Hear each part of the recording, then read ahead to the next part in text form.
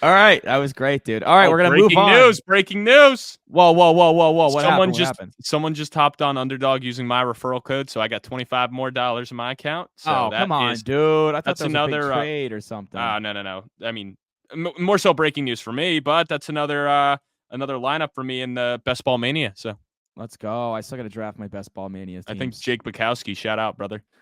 Let's go. All right, Reagan, it's time to take flight and talk about your New York Jets.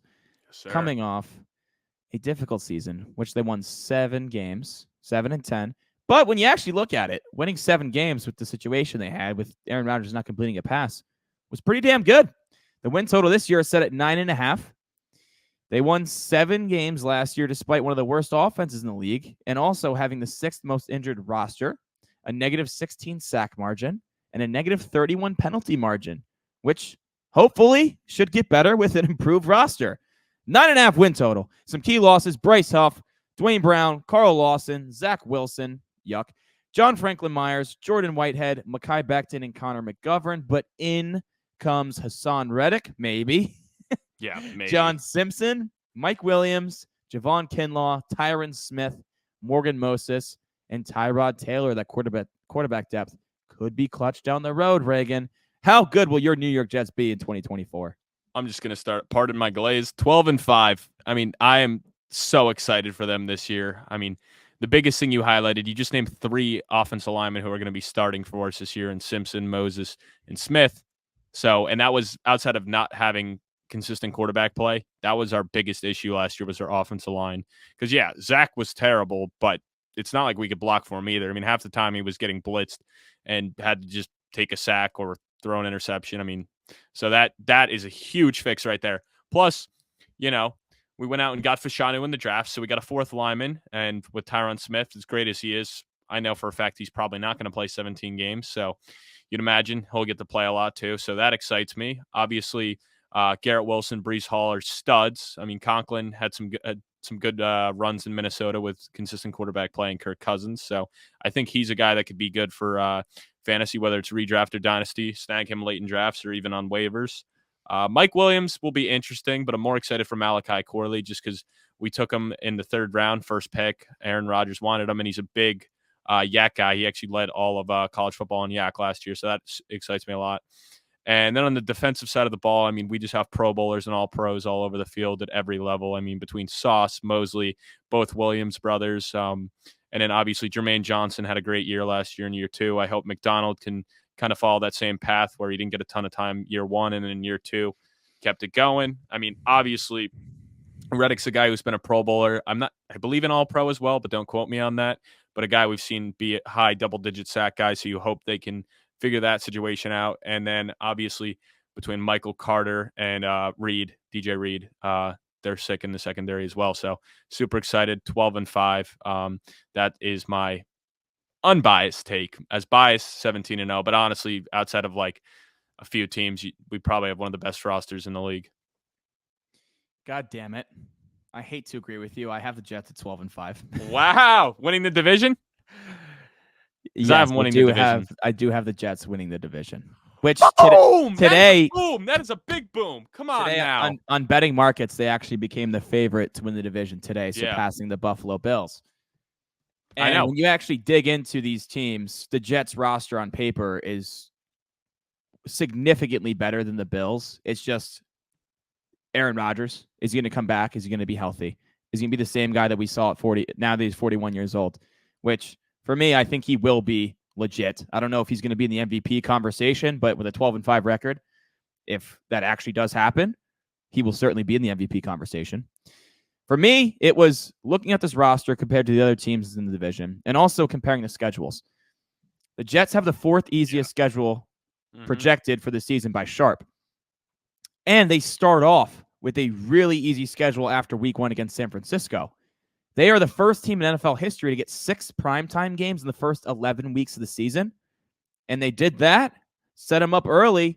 So for later in the season, they can flex them to later games because they do have a lot of big games. That's when their schedule starts to heat up towards the way end of the season.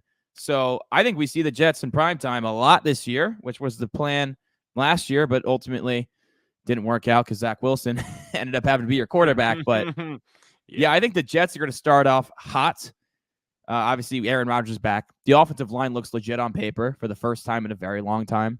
Health is the biggest concern here. You mentioned Tyron Smith. He's not going to play every game. He's not played more than 13 games since 2015. That's 9 years ago. But he did rank third amongst all left tackles in pressure rate allowed last season, so he's still legit, still a stud.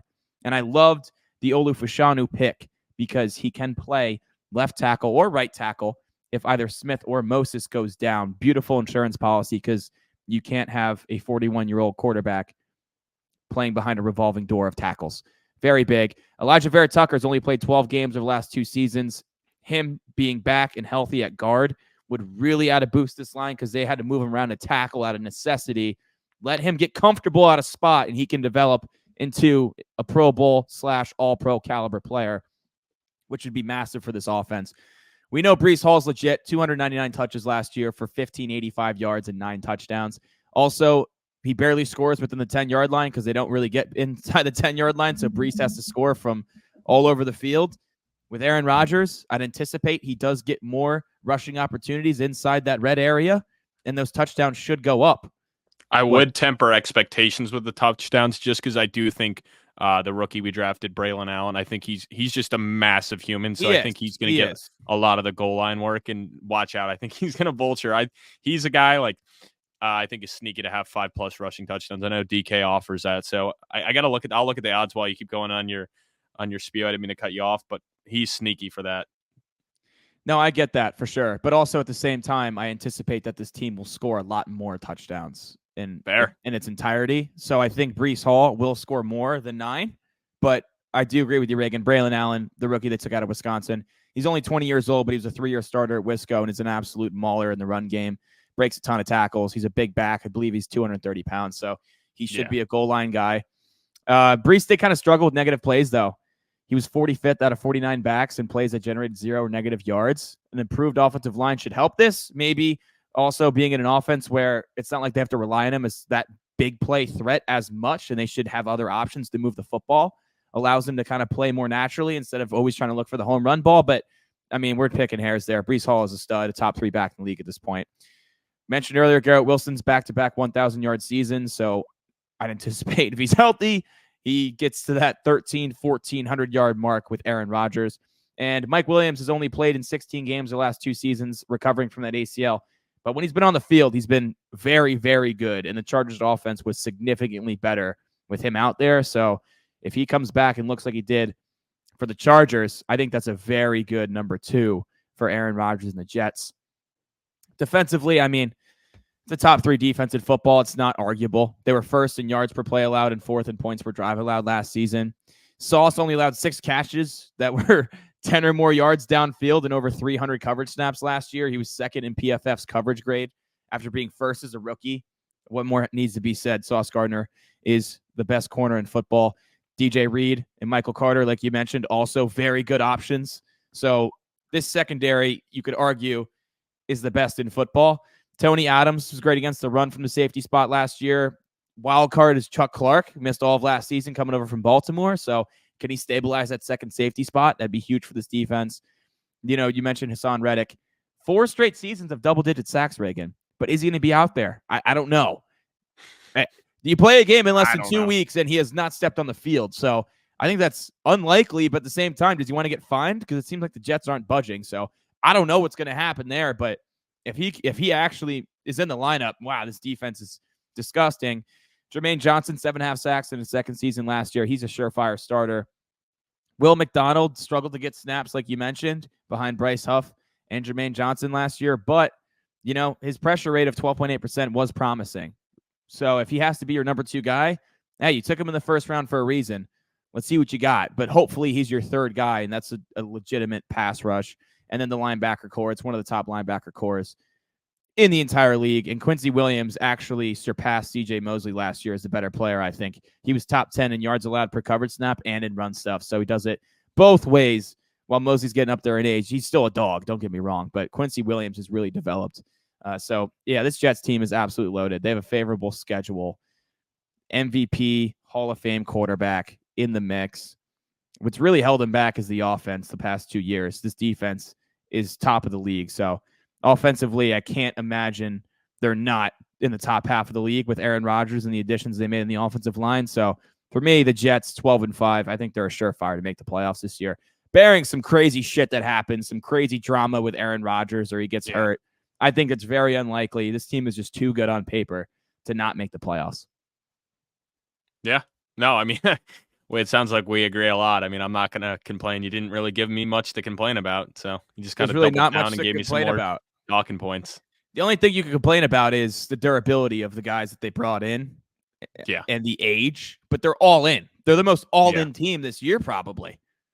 Yeah, I would say so. And even our backup quarterback in Tyrod is not one of the more durable guys either. So no, but Tyrod's an underrated yeah. addition because Tyrod, I think he's the best backup in the league, to be honest with you. Like he could start on some teams right now. Yeah, like I would say I don't know if he's the best, but he's definitely debatable number one. And I agree that there's some teams that like Raiders, Patriots right now. Yeah, Patriots, Broncos right now. Like, you know. So that's a very, very sleeper addition because if Rodgers is to miss time, you don't have Zach Wilson. You have a guy that's actually competent out there. So yeah, I think it's big. Your MVP. Yeah, so it's going back and forth, but I ended with Brees. I mean, don't get me wrong, Aaron Rodgers is going to be huge for this team, but Brees is going to end up going for over 2,000 all-purpose yards this year, in my opinion. I think he's going to be in the double digits for touchdowns. He should, even if Braylon Allen steals a few. I'm super excited. I mean, we saw what he could do as a receiver last year, so I imagine they're going to try to use him the same way now that they saw, hey, that works. And with Aaron Rodgers, I mean, we've seen what he did for Aaron Jones in his career using him as a receiver. It was like his number 2 receiver at points behind Devontae Adams. So I expect him to be getting close to 300 or 400 touches this year altogether between receiving and running the ball. And I think he definitely has a chance to be the number 1 player in fantasy this year. I went with Aaron Rodgers. I went the easy route because as we saw last year, when Aaron Rodgers went down, so did the Jets season. So he is the most valuable player to a T, in my opinion. If Rodgers is healthy, this team has Super Bowl aspirations. If he is not, they could still make the playoffs with Tyrod at the helm if Rodgers goes down at the end of the season. But I don't know, dude. Aaron Rodgers has got to be the MVP here. Their season hinges on him, which is why he's also my X factor. Oh, yeah, he's my X factor for sure. I'll say him and the offensive line because – you need him to stay healthy, but also if the offensive line has issues, which I don't know if they'll be, I think they'll be good when healthy, but obviously it's just a lot of older guys with injury concerns. So on paper, though, it looks like on paper, it's 10, a great 12 line. unit. Yeah. Like PFF has them ranked in the top 10 where I think us, Cleveland, and the 49ers are like the only 3 teams that have a top 10 D line and offensive line. So I'm super excited, but if they can't stay healthy, between Rodgers and the O-line, because Vera Tucker hasn't been able to stay healthy the past 2 years. Very good when healthy. Tyron Smith hasn't been able to stay healthy the past couple of years. Very good when healthy. So big question marks there. I mean, Fashanu, who knows? I mean, you'd expect them to be good, but the Jets have whiffed and many other teams whiff on tackles all the time. So to sit here and act like he's going to become something great, I can't do. And you would hope Morgan Moses plays more like he did last year than 2 years ago because we had him on the Jets. He wasn't great. Then he went to Baltimore and was great. So, and John Simpson, who knows? We've missed on the guards the past couple of years as well. So a lot of question marks there. So the line and Rodgers is my X factor, but more so the line. I like that. Who's your rookie of the year? Tough to pick because not a lot of guys that they drafted are going to be thrust into the starting lineup, if any, because I think this team looks so loaded on paper. Yeah, I think Braylon Allen. I'm actually super excited. I think they're going to use him a lot. He's 6'2", 245. I mean, the dude's massive. And I think they're smart enough that they know they're going to be a playoff team, assuming Rodgers and everyone stays healthy. So while I do think Brees will be heavily involved and be a 300 to 400 touch guy, I still think he's going to have a big role. I think they're going to scheme up some 2 running back sets. I think they're going to kind of use it similar to what Aaron Jones and Jamal Williams was and what they wanted A.J. Dillon to be, where they were still a lot of packages where both running backs were on the field. So I think they're going to get very creative. And I think he's a guy that maybe won't have a ton of yards, but he may be a guy pushing for 10 touchdowns at the end of the season. I like it. I went Olu Fashanu, the rookie, because I know Tyron Smith is going to miss 5 to 8 to 10 to maybe more games. Not rooting for injury. It's just what I've seen, right? The past 8 seasons, he's missed a handful of games. So I think Olu is going to be the most valuable rookie when he is inserted into the lineup. And I think he's going to perform the best when he's in the lineup. I know Corley's really good after the catch, but I don't know how big of an impact he's going to have because he's the 4th option when Mike Will gets back. Braylon Allen is behind one of the best running backs in football, although he will have an impact in short yard situations. But I think betting on Smith to get hurt and Fashanu having to start, he will perform well. He will protect Rodgers, and he's going to be the rookie of the year. Depoy, Sauce Gardner. Come on. I was going to go with Quinnen just because he's like he has to step up even more this year, especially if Reddick's not going to play. He's a mauler in the run game. He's great against the pass. I mean, if he's to miss time, it's going to hurt the team a lot. Like, you can make the case for Sauce too. And you can make the same case for his brother Quincy or CJ. I mean, with a team like this where you have 3 or 4 guys that could be the best defensive player, but Quinnen really is debatable top defensive tackle in the league. I mean, it's either him, Lawrence, Chris Jones. I mean, he at his best, he's huge. I mean, teams are scheming against him and trying to run away from him. He has a huge impact. I mean, if he can get back to that 10 double-digit sack mark, that would be huge for the team. And we know he's going to be good against the run. So he is my defensive MVP this year. I like that pick. I went Sauce Gardner, just mentioned earlier, he's the best corner in football, but Quinnen was 4th amongst all defensive linemen in run stuffs last year, but his pressure rate dropped to 19th, which he's done better. So I agree with you in the sense that if he can get back up to that double-digit sack mark and his top 10 in pressure rate from the interior, could be even bigger for this defense, especially, with Reddick out of the lineup right now. Yeah. Drock, what's your lock? I'm curious for this one. Breece Hall to have 1,000+ rushing yards and 500 receiving yards in the regular season. Now, with telling you guys that, what do you think the odds are? 1,000 rushing and 500 receiving. I think it's plus 250. Plus 450. Plus 275. Oh, that's not bad, bro. So it's doable. It's doable. Bro, he almost did that last year. He was like 10 yards short rushing. I think he had 500 receiving, but yeah. So as long you're just basically betting on him staying healthy. Exactly, staying healthy. Yep. Improved offensive line, improved quarterback play, more points, more yards for everybody. I love it.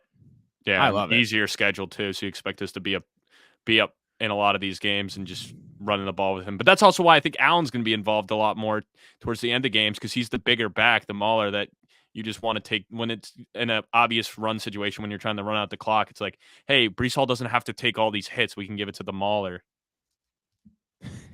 I could see it.